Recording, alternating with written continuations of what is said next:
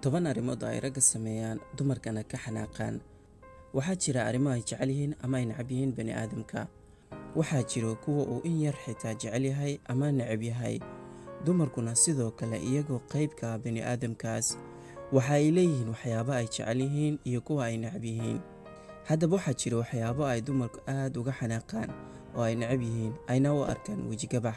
Waxyaabahaasi waxaa ka mid ah 10 shay ee soo socda. Number 1. Qirashada qaladaadka. Inuu dhaho waan qaldamay waa wax ku adag ragga qaarkood, xitaa haddii ay qaldan yihiin. Waxaa jiro kuwa u malaynaya haddii ay yiraahdaan waan qaldannahay ama haddii ay ka hor qirtaan xaasaskooda ay la mid tahay sida inuu guuldareystay oo kale. Si kale haddii loo dhigo, ninka ma rabo in loo arko inuu daciif yahay, laakiin qirashada ma ahan daciifnimo. Haweenkana waxa ay dareemaan mudnaan marka dembiga qof walba arko inuu qirto. 2. Inaad la wareegto remote-ka TV-ga. Tani waa wax yar marka la eego, laakiin dumarka agtooda waa wax ku weyn. Dumarka waxa ay jecel yihiin inay TV-yada ka daawadaan waxyaabo badan, kuwaasoo qaarkood laga yaabo inay u muuqdaan kuwo aysan raggu jeclayn. Waxyaabo sida cuntada, kuwa la isku qurxiyo, riwaayadaha iyo musalsaladaba ayaa laga yaabaa inay daawato, halka ninkana uu arko inuu u badan yahay daawashada kubadda cagta, filimada cabsiga iyo kuwa actionska ah. 3. Inaad wax xun ku dhahdo meel fagaara. Ragga badankood dabeecad ahaan ma xishood badna marka loo eego dumarka. Waxaa laga yaabaa inuu ninka meel fagaara eray ku yiraahdo lamaanihiisa, laakiin haweeneyda xitaa ma qiran karto inay sidaas samaysay, sababtoo ah dabeecadda xishoodka ee uu Alle ku abuuray iyaga. Dumarku badankooda ma jecla inay arkaan ama maqlaan nin meel fagaaraha ku dhahaya hadallo adag, si kadis ah ama si ula kac ahba. Number 4. Inaad diido qabashada 2 shaqo hal mar. Ragga hal mar ma qaban karaan wax ka badan 1 shaqo. Waxaa taasi sabab u ah arrin dabiici ah. Marka uu bilaabo inuu 1 shaqo qabto, wuxuu maskaxdiisa oo dhan u jeediyaa shaqadaas oo keliya ah. Wuxuu 100% diiradda saarayaa hawsha hortaalla. Marka uu dhammeeyo, wuxuu bilaabayaa shaqo kale. Halka dumarku waxay awoodaan inay 2 shaqo hal mar isla qabtaan. Waxaa laga yaabaa inay cunto karinayso, maacunta dhaqayso, isla markaasna canugeeda dhabarka u saaran yahay. Halka ninkuna ilaa uu mid dhammeeyo, mid kale ma bilaabo. Dhibaatadu waxay bilaabmaysaa marka haweeneydu ay damacdo in lamaanaheeda uu sideedoo kale u dhaqmo. Laakiin waxaa suurtagal ah in ninka uu sameeyo isagoo waqti badan gelinaya. 5. Quurada xilliga hurdada. Arrintani waa mid adag oo waa wax dabiici ah oo aan waxba laga qaban karin.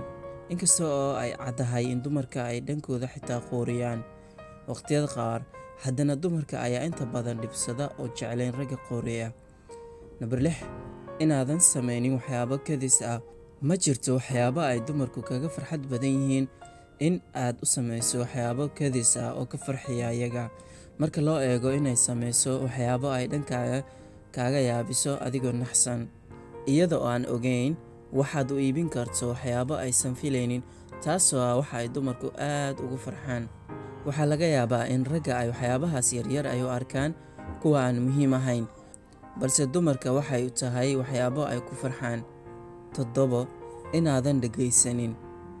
Fikradda ugu weyn halkani waa in haweeneydu hadasho, ninkuna uu dhagaysto, laakiin nasiib darro taasi mar walba suurtagal maahan. Waxay ku xiran tahay arrimaha haweeneydu ka hadlayso iyo sida uu ninka u aqbalo. Si kastoo ay muhiim u tahay hadalka gabadha, sida ay dumarka qaar u soo bandhigaan waa mid aysan ragga qaar qaadanin oo aysan dhagaysan. Haddii haweeneydu ku celiso arrinta in ka badan 3 jeer oo uusan ninka ka falcelinin, dumarka badankooda ma daneeyaan arrintaas. Number 8.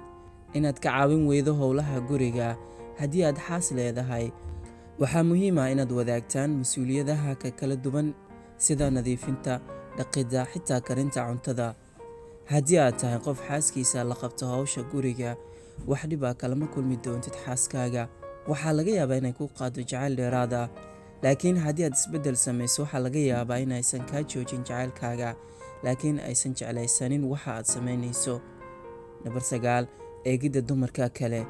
Waxaa jira waxyaabo ay dabeecad ahaan u leeyihiin ragga, taasoo qayb ka ah hidhisidaha, waana wax ka baxsan awoodiisa. Si kastoo uu ugu faraxsan yahay xiriirka uu la leeyahay lamaanihiisa ama qofka uu xiriirka jacayl kala dhexeeyo, marka uu arko haweeney aad u qurux badan oo horumaraysa wuu eegaa.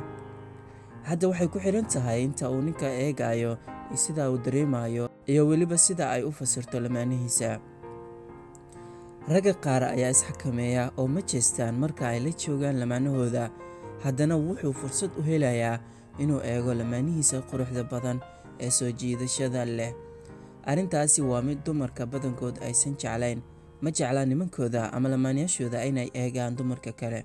10. Daawashada ciyaaraha. Ragga waxa ay aad u jecel yihiin kubadda cagta. Haddii ay jiraan wax isku keena oo ragga kulmiya, waa isboortiga, gaar ahaan kubadda cagta. Xitaa haddii haweeneydu jeceshahay inay daawato ciyaaraha, ninku wuxuu ku faraxsan yahay in saaxiibadiisa ay ciyaarta ku wada daawadaan garoomada ama si wada jira ay telefishinka uga daawadaan, ayagoo ku sugan hal goob sida maqaaxi ama gurigooda. Inta ay ciyaarta socoto, si wada jira ay u qayliyaan, way ku murmaan.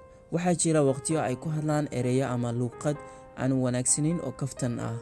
Ragga waxaa qiimo weyn u leh xilliga ay ciyaartu socoto. Waxa ay waqti ka badan kan uu lamaanihiisa la joogo ku qaataa goobaha ciyaaraha. Dumarka waxa ay dareemaan in la takooray oo aan mudnaan la siinin, waxayna u maleeyaan inaysan qayb ka ahayn nolosha ragga inta lamaanahooda ama saaxiibadooda ay la daawanayaan kubadda cagta. Waa tahay guys, waxaan rajeynayaa inaad wax badan ka fahanteen. Inaad noogu soo biirto muhiim ayay noo tahay. Sidoo kale muuqaalka like sii, waxay nagu dhiirigelinaysaa muuqaalada inaan soo badiyo. insha Allah muuqaalkan muuqaalkiisa xiga. Mac salaam.